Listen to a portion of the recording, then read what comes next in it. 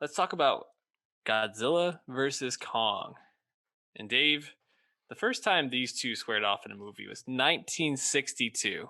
And it Ah, looked a lot different, as people can see behind me, and then they'll see behind you. And, uh, basically where it came from is like being this, at the time, very, very cool, very exciting thing to like the Titans movies, like the monster movies, are almost played out. So like, where do you take this where it becomes like interesting and like fun again? I guess was like my thought because I've never actually really been into these movies myself. Like I've seen some of them, varying degrees of liking them. I really liked this one because I basically just turned my brain off and I was like, oh, hmm, huge monsters punching each other in the face and doing yeah. like an MMA fight. Okay, cool. How did you feel about it Hollow Earth, hollow brain, baby. You just though? gotta go with it. Uh, no, I like this one a lot. I've seen all the uh, legendary MonsterVerse movies, of which this is the fourth flick, which started in 2014 with Gareth Edwards' Godzilla movie, the movie he made right before Rogue One, of course. And since then, we've had Kong Skull Island in 2017 and Godzilla King of Monsters in 2019. And I mean, shit, like this movie was already done being filmed when Godzilla King of Monsters came out. These movies have such long tails in post production because of the extensive effects work with the CGI to create Godzilla and the other monsters and Kong, hmm right? So, as far as like an experience with them, I was actually looking back at the original Godzillas, the Toho, run of movies, of which there's so many. And it's funny to look back, like the eras as they call them, and how they'll take off like 10 years of making Godzilla movies, then they'll rip off another like five of them or something. And we're actually in the midst of one of those eras now because once Godzilla 2014 came out, you had a Shin Godzilla come out from Toho, which was actually pretty well received. And now, more recently, even we're getting anime Godzilla, of which a lot of it's on Netflix as far as Western audiences go. So a lot of Godzilla stuff going on right now. But had you seen all the MonsterVerse movies or just some of them? Oh, I think I'd seen like parts of Kong Skull Island. I'm trying to think what else is in this one. I didn't see Godzilla 2014. Uh, I was actually like, well, watching this, I was like, God damn, like Godzilla is just so much stronger. Like yeah, how would they right. ever even fight? Like I don't Yeah, know. well, and I actually like because Godzilla versus Kong is very much like a Kong movie, right? This is more or less the Yeah. second Kong movie, and Godzilla's playing second billing, and of course Godzilla's in the other ones. But it is kind of interesting to see the tale that these MonsterVerse movies have gone on. Because Godzilla 2014 is incredibly grounded as far as a movie about a mutant lizard is concerned. Like you don't see a lot of Godzilla. It's really character driven. It's actually about the humans, and it makes sense. And I really ride for that movie. I think it's tremendous. And then when you get Godzilla showing up and you get the payoff of Godzilla using the blue fire breath for the very first time, like 2 hours in, it's insane. And of course, people probably have seen the famous Aaron Taylor Johnson Halo jump Hmm. from the end of that movie as well. And it's funny to see like where we've gone to now. Where this one like there's not a lot of like deeper meaning to it the way Godzilla 2014 had, right? Like, and I think Godzilla in general has always been like ascribed to as like an allegory about nuclear arms races and stuff like that. But in this case, it's like, no, this is just them fucking shit up, and that's why you're here. This is kind Yeah. of like a Transformers movie. I would say the action is quite coherent though. Mhm. And like you said, turn off your brain. They're going to go to the journey to the center of the earth. And then later on, they're also going to make Pacific Rim 3 because Mecha Godzilla's in this movie too. Surprise. And it's like, holy Yeah. shit, yeah, they just went for it all. They unloaded the fucking clip on this one, man. And I Yeah. gotta say, if you like watching this kind of shit, it kicks fucking ass. Yeah. So It was you just have great. to have the right expectations. Yeah, when I sat down to watch it, I really just went in being like, this can only probably get better because I my expectations are zero. And honestly, when King Kong gets let out of those chains and fucking jumps across three like aircraft carriers on the Yeah. water to fight Godzilla, I was like, let's fucking go. Like this is awesome. Yeah, gotta say, in that moment too, Godzilla is just fucking terrifying. It's like, how the fuck did they survive this shit, right? Right. And in Like, general, how the hell did like Godzilla and Kong like stay on those like aircraft carriers? Like, it's just yeah, I'll let the physics go a little bit, but still, I thought that was a really effective set piece, no question. yeah, it totally sets Godzilla up as being this terrifying presence because he's literally like going through the water faster than any ship or Hmm. creature could, shooting just laser beams through people. It's insane. And then they fight underwater. Like, okay, Yeah, whatever, I'm down with it. Um, I yeah. don't know, Imagine if like in the first hour, and Kong gets fucking drowned, right? and then it's just a Godzilla movie.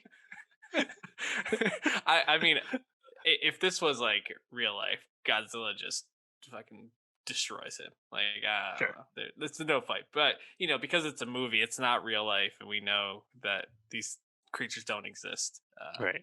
Well, and that's why I always thought it was funny on social media. Team Kong, Team Godzilla. It's like, who the fuck is Team Godzilla? It's like Team Godzilla's like picking the Warriors. It's like, come on, like, he's going to win, so pick the underdog. And the movie actually has you root for the underdog because it's much more of a Kong movie. How did you feel about the Hollow Earth? I thought that part was stupid as hell. Oh, sure, sure, but that's the thing. It's actually in line with how these movies have gone since 2014 when they stopped being grounded. Kong Skull Island, there's a lot of characters, a lot of other monsters and stuff. I think that movie is really fun. Some good bits, like the Tony Kebbell "Dear Billy" bit, for example. But then, like, they take it to the extreme when Godzilla King of Monsters, which I think is clearly the worst one of these, because that one is so unintelligent and also muddled. Like the humans just feel like they're in the way and always like not interesting. But on that one, there's this like spoilers for Godzilla King of Monsters. I don't know why anyone would care, but like that's the one where like Godzilla is weakened and like they need him to fight the other monsters, like King Ghidorah, the 3-headed guy is the Mhm. fucking shit up, right? So they need Godzilla to save the day, and Godzilla's actually resting in his lair, which is like fucking Atlantis at the bottom of the ocean, like this sea. He's just hiding out in like the Sea Kingdom, abandoned Sea Kingdom, right? And they drop a nuke to power him up, right? But like they set the stage that there are like Yes. these other civilizations. So I was like, oh, okay, so we got this shit in Hollow Earth where there was a Kong Kong is. civilization. Sure, fuck it, give Kong a battle axe powered by a Godzilla scale. I'm 100% there. I really loved the scene where he like chops that, like it was like a Ghidorah type flying monster, like the head off it, and he just eats it or drinks the He drinks brain. like the grog, as I call it, the guts. Oh, that was tremendous. That was so like well paid off too. I was like, Yeah. fuck yeah, you drink that shit, Kong. You earned this, baby. And then they just like get out of this Hollow Yeah, Earth, which actually that scene was a pretty good action scene. Like, right. I feel like again, like in this all this build up, right, we're literally going into a wormhole to go to the center of the Earth, and right, guess what? The Earth is all hollow. And then they open the thing, and they can just breathe oxygen. yeah, so It's like, good. yeah, sure. Who cares? But I really liked the ending action scene where they're fighting in, it was Tokyo, I believe, or maybe it was Hong Hong Kong. Kong, I Hong believe. Kong, okay. So Yeah, they're fighting in Hong Kong, and it's just all like LED light, like yeah, looks sick. pink and purple and like aquas, and I'm like, oh, this is incredible.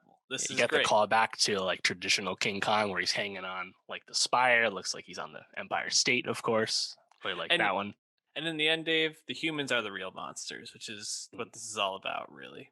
And Yeah, podcasting saves the day. So, yeah, what more could you want? sure, absolutely. I want to say give it up to Damien Bashir, who's like the head of Apex, which were like the villainous corporation here. He definitely was hamming it up. He knew what kind of movie he was in. I appreciated that. And As actually, was I Brian didn't see Tyree that Henry. coming. Like, I liked how they paid off. Like in the beginning, Brian Tyree Henry sees like that red thing, and like, huh, what is this weird tech? Oh, it's he saw Mechagodzilla's eye before it was put in. I was like, huh, Hmm. that was cool, I guess. And actually, my favorite red herring in this, because I just don't expect something like this to pay off, is like they make an offhand comment about like the electrical current of those like hover jet engines, and then they end up using it as a defibrillator to resuscitate King Kong. And I'm like, holy shit, I didn't even know you were trying to pay shit off with that until I saw it happen. Nice. This is like the first time we're actually mentioning any of the actors from the film. Yeah. Any performances that you're like, okay, that's Yeah. fine. Right. So I think Bashir was doing what he needed to do, right? Kyle Chandler's like effectively non-existent. He's only there because he's related to Millie Bobby Brown's character. Of course, they're both holdovers from Godzilla King of Monsters. Of course, the mom character passes away. Is a big central part of that one. So Kyle Chandler completely unnecessary for this. And I was thinking, like, I think a big thing that like takes you out of this, and I haven't looked, but I feel like they're probably a more polarizing aspect of Godzilla versus Kong, which would be Millie Bobby Brown, Julian Dennison, and Brian Tyree Henry's kind of troop as like the conspiracy theory podcaster and his loyal fans, basically. Mm-hmm. I like Julian Dennison; he's hilarious. Remember, he was in Deadpool Yep. 2, for example, and Hunt for the Wilder People. And obviously, everyone knows Millie. But in the end, I feel like they're almost there to give exposition Yep. to the audience, right? Like they let you figure out more about Apex. In the grand scheme of things, though, it's kind of a unnecessary Goonies-esque side plot, I guess. Yeah, I mean, it's all pretty much just like whatever. I guess like Rebecca Hall maybe stands out as okay. The orphan Gia, played by Yeah, Kaylee Hoddle. I right. mean, the typical like the child can communicate with. I actually liked that they like made him able to communicate in some way by like sign Hmm. language or being able to understand it. Because I Yeah, was like, how the hell are they just gonna like let this monster go? Like, because if they need to be able to trust him somewhat here. I mean, I yeah, don't know, crazy yeah. stuff. Rebecca Hall definitely has some really funny lines, like what was it? Like we need or Kong bows to no one is something she actually says and stuff like that. Obviously, harkens back to Godzilla 2014, where Ken Watanabe is like, "Let them fight," just straight up. Yeah, Um, I and really, I shout out really, Rebecca Hall, of course.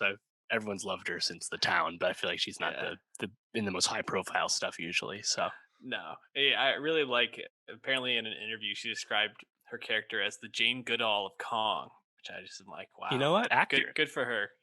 She's taking it seriously, which I appreciate. Hmm. Any thoughts on Skarsgård here? Yeah, I mean, just a stand-in, right? For anything else, I guess. Actually, I didn't realize this until I saw it, but Skarsgård's character is Dr. Nathan Lind of Denham University, and the professor in Jules Verne's Journey to the Center of Earth was named Lindenbrock, and Denham was the head adventurer in King Kong. So some Easter eggs there for fans of these kind of stories. But yeah, I mean, they're kind of like the human characters in a lot of these, right? Like we've actually gone through a lot of high profile actors in this series. Bryan Cranston, of course, made a huge impression in the first one. Aaron Taylor Johnson, Elizabeth Olsen, Sally Hawkins, Ken Watanabe, Kyle Chandler. There's so many. And yeah, just add Skarsgård to the mix. He's just one of the guys. So is Isa Gonzalez as the daughter of the your bad guy. Yeah, whatever. Right? Yeah. Cast some good actors to do not much. uh, Overall, I was pleasantly surprised with this. Really enjoyed the action. CGI fuckfest, but it's great. Um, any last closing thoughts, Dave? Yeah, so it's revealed that when just as we're about to understand that Mechagodzilla's in the movie, it's revealed that one of Ghidorah's heads, its skulls, is actually like the powering up Mechagodzilla and actually becoming its consciousness. And that's a nice callback to the after credits scene in Godzilla King of Monsters, where Charles Dance's character acquires one of the dead severed heads of Ghidorah.